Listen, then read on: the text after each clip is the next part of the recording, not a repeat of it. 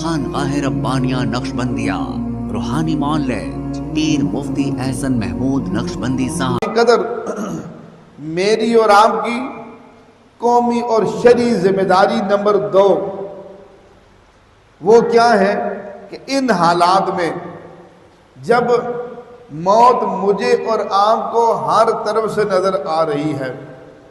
دیکھیے بہاولپور کے اندر جہاں میزائل گرے، جہاں مرد، جہاں عورتیں اور بچے معصوم شہید ہوئے، وہ میٹھی نیند سو رہے تھے. رات 2 بجے کا وقت تھا. ہم کو کیا پتا تھا آج ہمارا یہ سونا ہمیں ہمیشہ کے لیے سونے کے لیے لے جائے گا؟ آج کا سونا ہمیشہ کا سونا کیا معلوم تھا ان کو؟ اس لیے اب موت ہمارے سروں کے اوپر منڈلا رہی ہے ہر وقت.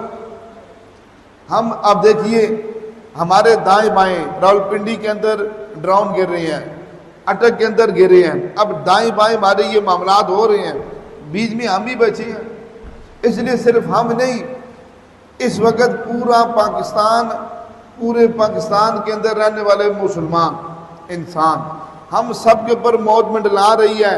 اب اس موقع پہ میری اور آپ کی قومی اور شرعی ذمہ داری یہ بنتی ہے ہم توبہ و استغفار کریں. کیا کریں معزز دوستو؟ توبہ کریں، سچے دل سے توبہ کریں. اس لیے زندگی کا کوئی پتہ نہیں ہے، کس وقت ہمیں جام شہادت نوش کرنا پڑ جائے، جام شہادت پینا پڑ جائے. اس لیے اس بات کا کچھ پتہ نہیں ہے. ہم اپنے زندگی کے تمام گناہوں سے توبہ کریں، استغفار کی کثرت کریں، رجوع اللہ کریں. اس لیے میری اور آپ کی گناہوں سے توبہ کرنا، اللہ کی ذات کی طرف رجوع کرنا، گویا کہ یہ اللہ کی مدد کو بلانا ہے، اللہ کی مدد کو پکارنا ہے. اس لیے اگر اس وقت بھی مسلمان توبہ نہیں کرے گا، استغفار نہیں کرے گا، پاک پیغمبر صلی اللہ علیہ وسلم کا فرمان ہے اعمالکم، کیا فرمایا؟ جیسے تمہارے زمین سے نیچے اوپر اعمال جائیں گے ویسے تمہارے لیے اوپر سے فیصلے آئیں گے. جیسے نیچے سے اعمال جائیں گے اوپر سے فیصلے ان اعمال کے مطابق آئیں گے. اگر ہمارے اعمال گندے ہوئے فیصلے میرے آپ کے بارے میں برے آئیں گے.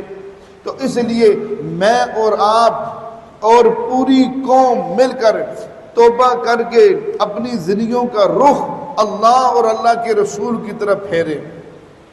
اس لیے میں یہ کہنے کا توجہ کیجیے گا، اس لیے اسلام کے دشمن نے حملہ کر کے بتا دیا کہ یہ حملہ ہم نے صرف پاکستان پر نہیں کیا، یہ حملہ ہم نے اسلام پر کیا، آپ کے ایمانوں پر کیا، آپ کے اعمال پر کیا، آپ کے ایمانوں پر ہم نے حملہ کیا.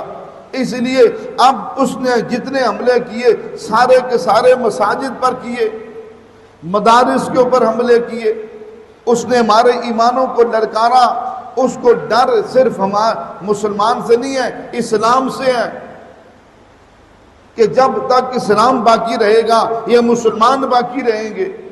اس نے ہمارے ایمانوں پہ حملے کیے. تو جب اس نے ہمیں بیدار کر دیا، اے مسلمانوں تم مضبوط رہو گے تو تمہارا دنیا کا کفر تمہارا بال بھی نہیں بھیگا کر سکتا. اس نے ہمیں بیدار کیا. اب ہمارے اندر اس بات کی غیرت پیدا ہونی چاہیے کہ ہمارا رجوع اللہ کی طرف مضبوط ہو، ہمیں توبہ اور استغفار کے ذریعے سے اپنے رب کے قریب ہوتے چلے جائیں. اس لیے دشمن نے ہمیں بیدار کر دیا. یاد رکھیے اس موقع پہ بھی ہم توبہ استغفار کا دامن نہیں تھامیں گے پھر کس موقع پہ تھامیں گے؟ اس وقت بھی اپنے آپ کو ایمانی اور اسلامی اعتبار سے مضبوط نہیں کریں گے تو پھر کس وقت کریں گے؟